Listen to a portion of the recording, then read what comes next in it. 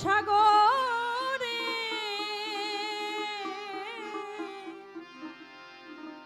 পার করো রহিম জানা আমাকে সে ধরে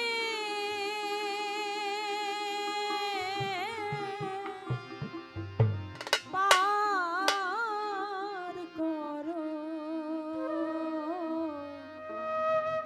দয়াল আমার।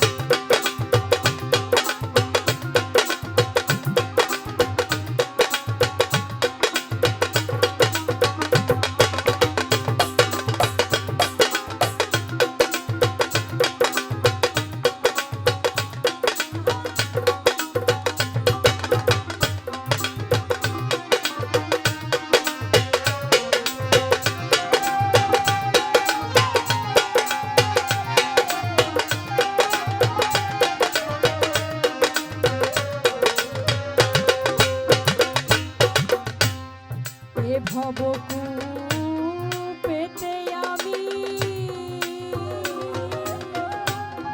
ডুবে হলাম পাতাল গানে। ভবকূপেতে আমি ডুবে হলাম পাতাল গানে। ওপারের কান্ডারি তুমি